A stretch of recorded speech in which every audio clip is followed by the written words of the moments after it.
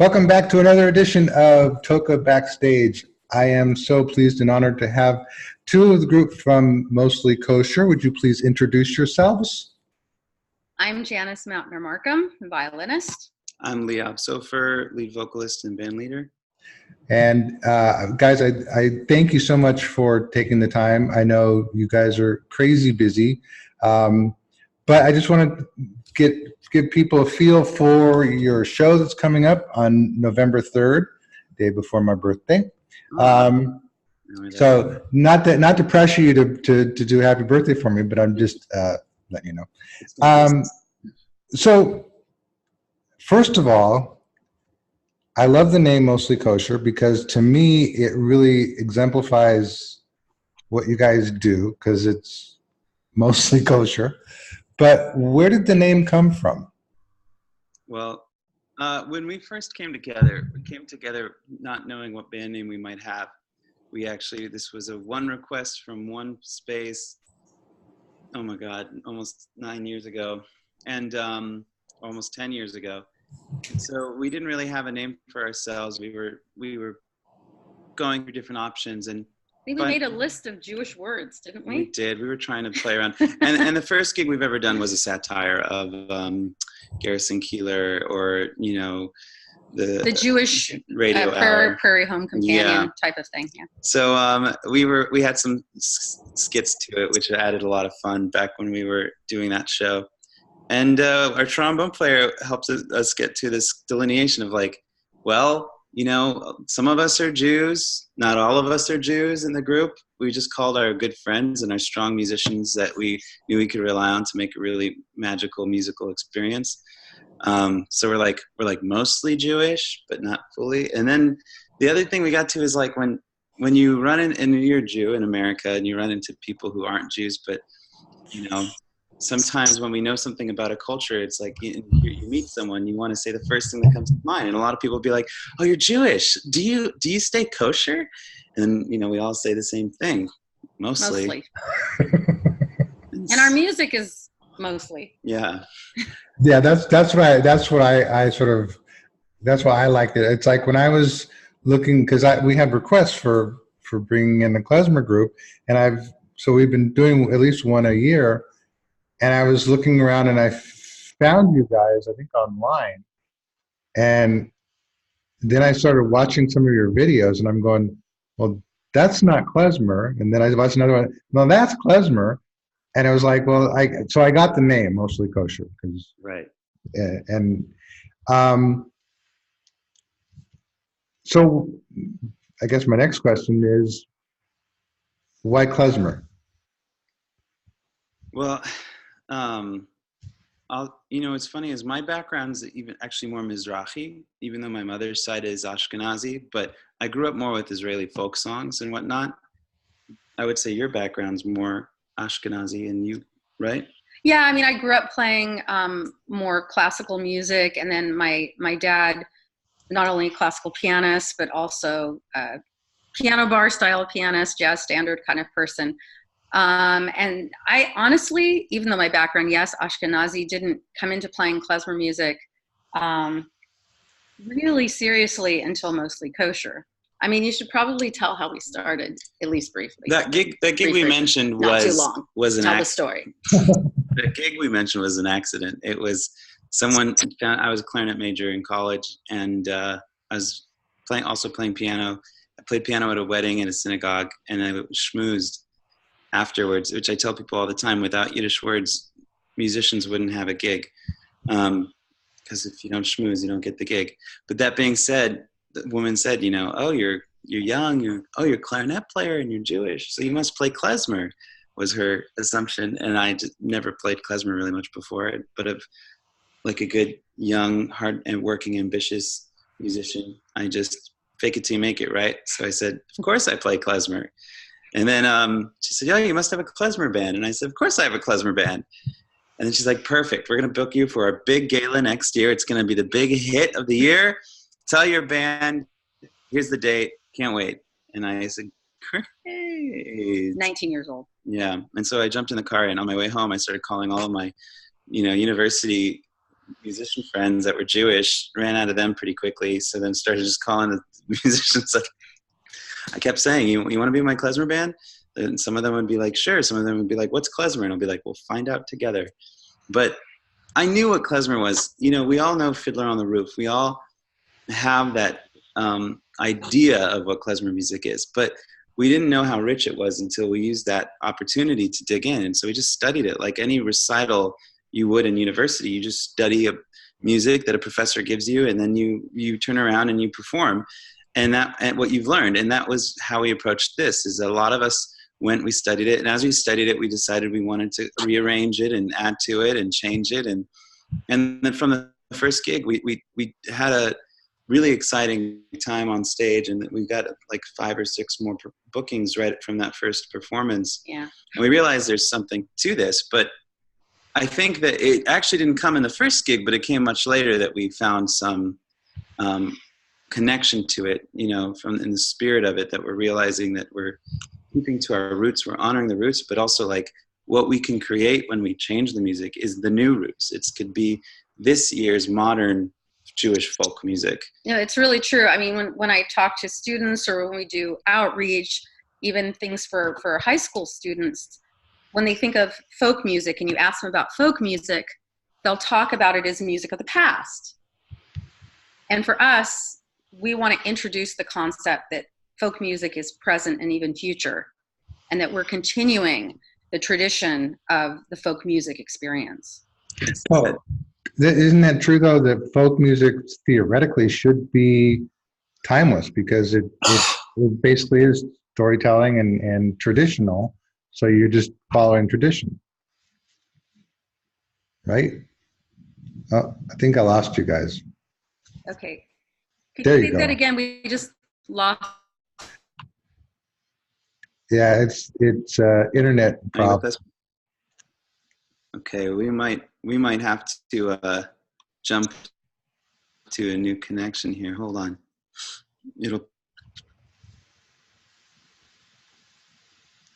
All right. Is that any stronger? Are we back? You're back. Okay. Sorry about that. That's okay. It's modern technology. It gives us the opportunity to do this, but no one said it wouldn't be a headache. Right. But yeah, going back to theoretically, folk music is timeless because it's telling stories, and it's traditional. It's just like Christmas carols are timeless, or I don't know what other. Yeah, I think that there's also a question of how music redefines itself as time goes on. Who's to say that, you know, blues music isn't going to, in 100 years from now, be considered folk? I don't know. I think that that's something that we should share too, is that our last concert at TOCA, which we had such a great time, there was a lot of diversity of kind of like a trip around the world with our music.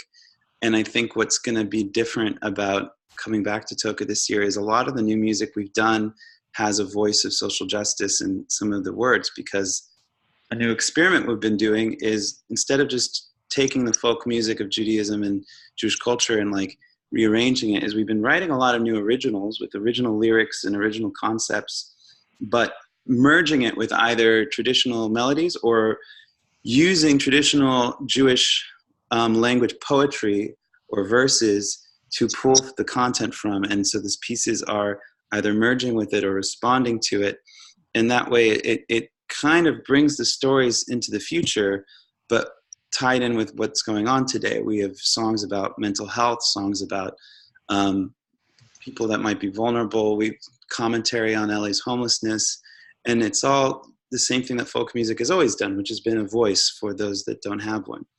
And so that's a lot of what we might be bringing to the music this year, and that we're excited about. Yeah, I think that the idea of the protest song and not having a separation between who we are as citizens, as people, as what we do in our own social justice work as individuals and in our different organizations, not having a separation between that and the art and music we create. And that is really important to Liav and myself and the rest of the group. And will you mix that with the standard standard klezmer stuff, or is it? I think first of all, in the pieces themselves, they already have that fusion. We have a song that called "Go Away" that is a commentary on maybe the demons in our heads that we may have, and the schizophrenic thoughts that can go on with someone who's suffering from something like that. But it actually, the words were put to a klezmer melody that is by a klezmer clarinetist from 100 years ago, who started the klezmer clarinet scene in America, who is known for being quite crazy and doing a lot of crazy things, including he would get on stage wearing like Christmas lights on his suit and like would short circuit himself. And so there's elements of pulling from, and I don't want to use the word crazy, but pulling from, you know, people who might be considered unstable in 100 years ago, and the melodies that they wrote, the klezmer melodies, and then merging it with the new lyrical concept that is tying the past and the present together. That's one example. Okay, for somebody who is klezmer ignorant, to me, like, for example, your last concert or all the klezmer shows that we presented, I sit in the back of the house watching people, and well, especially your show, because it's just so high energy, so fun, so musical, and the musicianship is just exceptional. But it's almost toe tapping, whereas the topics that you're talking about, merging that to that music, to me seems almost impossible. Or is that, or am I just thinking of klezmer wrong? Well, you know, it's really interesting, Teek, because hearkening back to one of our first concerts, we had an intermission, and we had just finished the first set, right, of music. And I was feeling so great about it. Wow, we really killed it. Yay. And this elderly man storms up to the front of the stage, hands on his hips. When's the klezmer starting? And I was just kind of taken aback. I'm like, what is he and then I started to think about it. And if you're thinking about what people, you know, consider typical Freilach, a happy dance, you know, Right. and we had played a Yiddish art song, you know, we had played a, you know, a Hebrew melody. And I was thinking about all of the different pieces that we thought of as Jewish cultural music that mostly Kosher had played, and maybe one of them had sort of traditional klezmer aspects to it. And some of the purists that I've spoken to, because I'm definitely still a student in all of this, we consider klezmer music as with no vocalist, very upbeat, with instruments you can carry, clarinet, violin, and it's a very specific style of dance music that's nomadic. Right.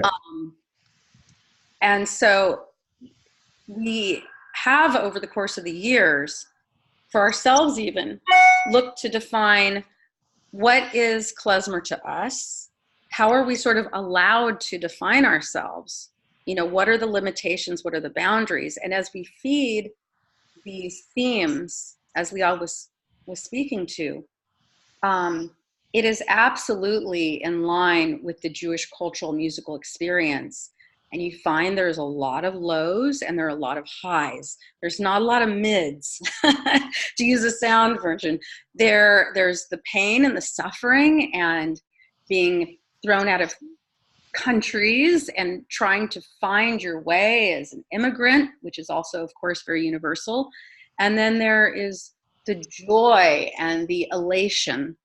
So we're hoping to pull from these themes and to continue this journey. I would definitely say that klezmer is, in a purest form, it can, you know, is like classical music. It can feel like it has its, I don't want to call it limits, but it can feel like it's got a structure that one must follow. And when you said, what you're talking about, that merge seems impossible to me, that put a big smile on my face, because I said, exactly. That's exactly what we're trying to do. We're trying to do something new.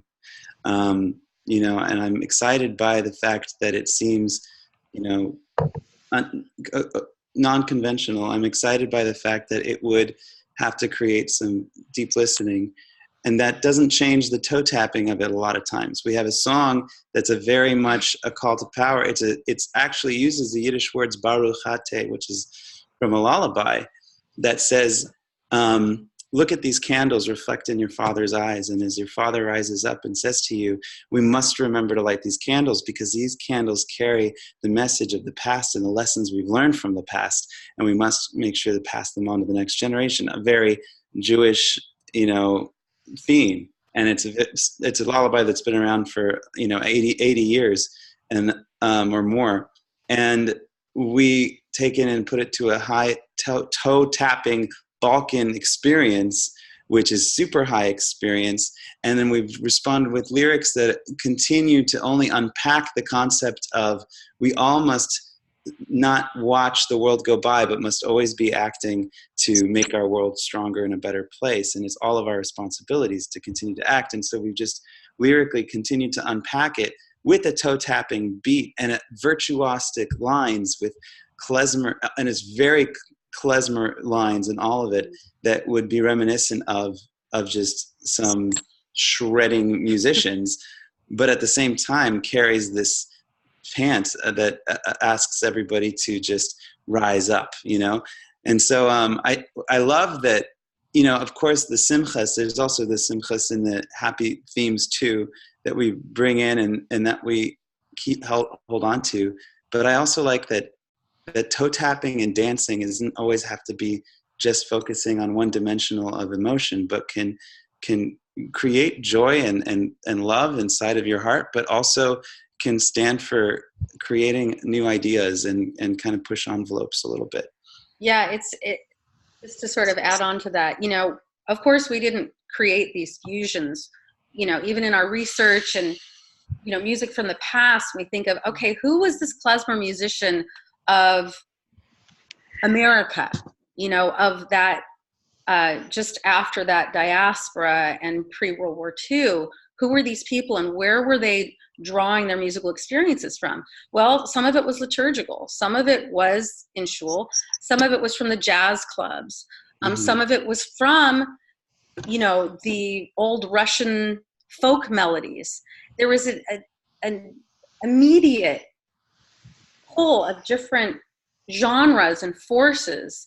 You know, when you take a song like "And the Angels Sing," you know, bum bum ba-da-dum bum bum ba-da-dum bum ba-dum ba-dum ba-dum ba-dum bum, and Harry Candle's, you know, band, you know, that became, you know, all of a sudden you have Benny Goodman, all of a sudden you have a big band top 40s hit. That was straight note for note Bulgar. You know, there was note for note that melody, which is a klezmer groove, Bulgar melody. You know, a type of the klezmer music that is, you know, very well known of the klezmerim.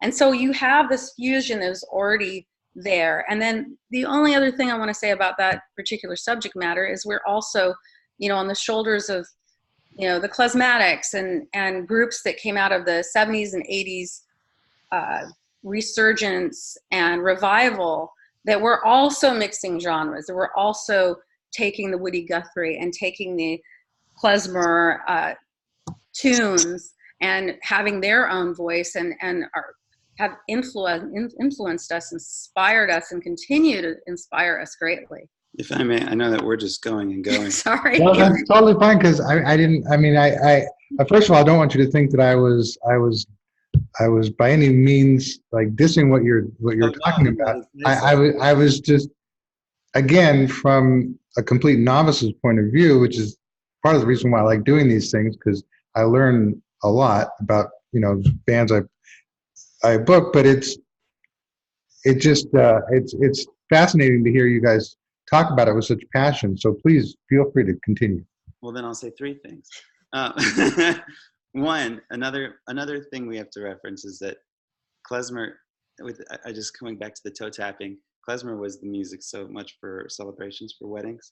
but there's a song that's for, yes, the joy of the wedding, but there's actually a song and a groove specific to the drunken walk home, which is a little bit sad because it's meant for the parents after they've left their children in the new home, and then finally moved out of the house. The despair and yet the wishing them well. There's a groove for that. The Yiddish Hora is a literally specific groove for that march and that recessional back to the home. Which so there's even emotions even in the concepts of klezmer grooves. The second thing I wanted to say was that the connecting it to the social things and the other emotions that we're tapping into, or like you said, trying to find that point that seems impossible and then living in that point.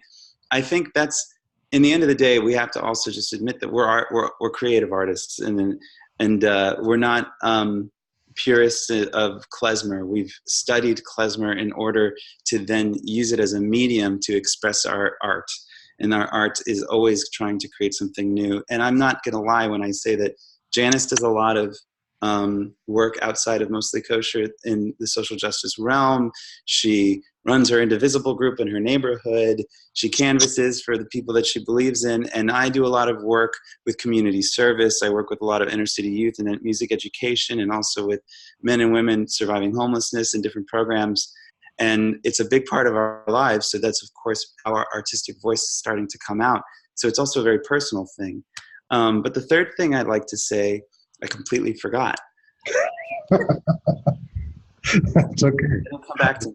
And I don't remember what But it it's is. very important. It's very important. It's very So don't important. forget it. It'll come back to you. When it does, just shout it out. So when people come, Oh, I remember. I'm Yeah. so sorry. go. I was gonna say that if you have audience that, so who's the audience, right? If you have audiences that are klezmer purists, it's the interesting and hopeful wishful thinking that we have as artists is that they will come and be able to hear all of the familiar themes and melodies and motifs that we've now, given new life. And I think that what would be fascinating is that if there are people who do recognize those melodies, I hope that they come and they enjoy catching that little bits of nostalgic motifs and then seeing how they can be made anew. Of course, our whole concert's not going to be only fusion music. We'll definitely have moments where we'll be able to throw out a full traditional piece. So there's a place for the people that are scholars in the work or just grew up with that genre.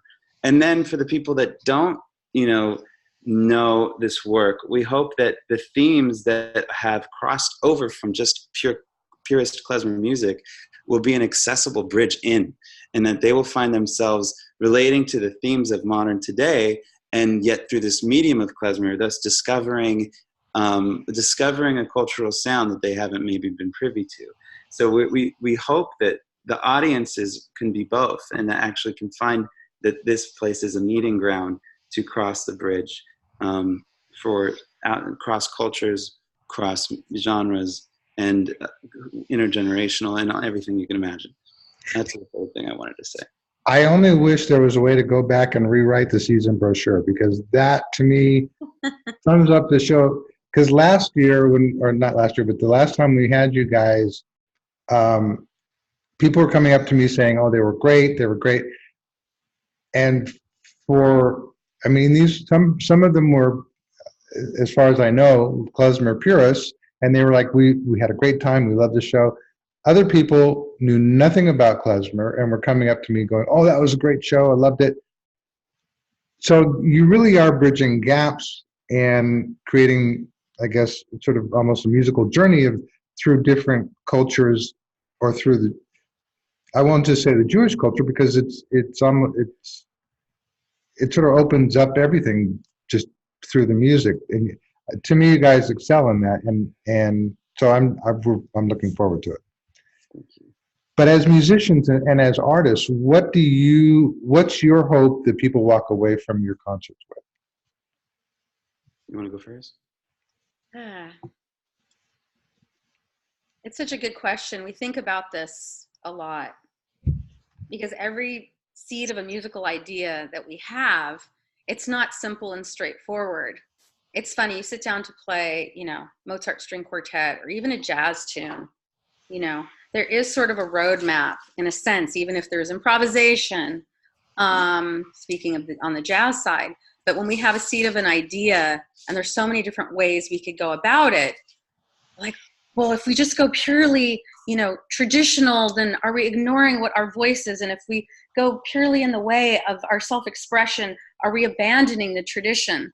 So each piece has these things that we think about. But in terms of your question, I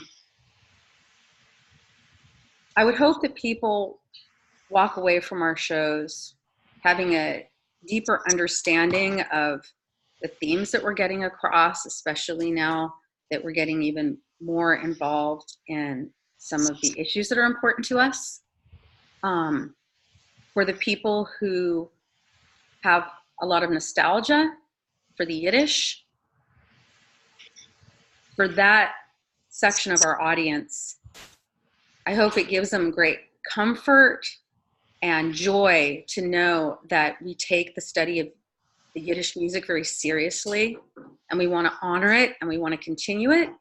And then lastly, for maybe some of the younger members of the audience, kids or millennials, that they're able to embrace, especially the Yiddish and the klezmer, that they're often not exposed to, even in temples, even in Jewish community centers, that they're not always exposed to, that hopefully that is a window in, and that they have an understanding that the music isn't just for the olds as much as we love them and we want to honor them, but it does extend to the newer generations. And that's one of the reasons why the, you know, taking all the different genres and more contemporary styles is not only our self-expression, which it is, but also, as Liav said, you know, putting the drawbridge down.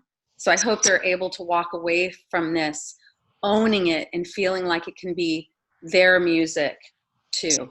I'd like to add and bridge that to people who are not young Jewish, but just one of the things I say a lot is I always look at what is world music. I mean, we're talking folk music, but what is considered world music? What is considered cultural music, you know? And I think that when you interview people a lot, you know, generally off the street, and you ask what's an example of cultural music, the first things people think of is, you know, African drumming or mariachi, or, I mean, it depends on where they're from too, but at least in this American country, I think that looking at our cultural folk music as part of that diaspora, it's fairly down on the list, towards the bottom for a lot of people. I've even made the comparison about Spotify. I once went to go look at the world music playlists they made, and it's like goes to 1,000. People keep adding to it. It's like not till you get down to like the, I don't know what number anymore, but like the 200 and something, is the first time you see something, and it repeats many other cultures before the first anything that's even a hint of the Jewish cultural music hits that list. And it just makes me think that, what do I want? I want people to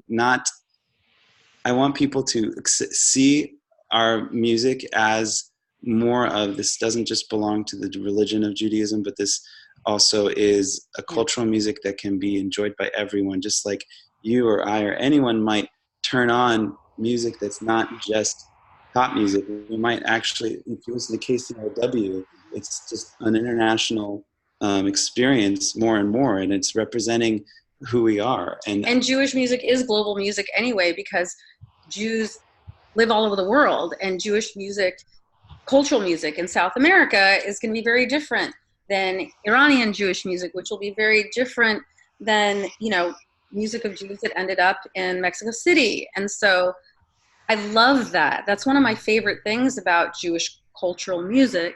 Under that tent, it really is truly global music. I just also wanted to lead that into the fact that the melting pot of where we are, Los Angeles is one example. The coasts of America is a great example, and it's happening more and more in all of the cities around the nation, that there's more interfaith marriages. There's more people that are, third or fourth generation things. And I think that the future, I don't know I'm not trying to make a prediction, but I just think that, there is value to holding on to the roots, right? But what the future is could be a huge mix of things, and I think it's good to embrace that, and I think it's good to go into it and celebrate it, so that this doesn't have to, this culture and this music doesn't have to happen in silos, and there's no worry of cultural appropriation if you're turned on a hora and you're dancing to a klezmer hora in your living room, even if you have no Jewish lineage. I just think that this is the hope that a future will feel like this music can belong to everyone, just like all global music is being enjoyed more and more by more eclectic mixes. Take it. We want you to have it. Yeah. Well, and on that note, we're running out of time. So first of all, thank you guys again. I cannot thank you enough for taking the time. The Mostly Kosher concert is Sunday, November 3rd at 7 p.m. at the Armstrong Theater. Looking forward to having you guys back, and looking forward to another great show. So thanks again, and we look forward to talking to you then. Thank you. Thanks so much, Chris.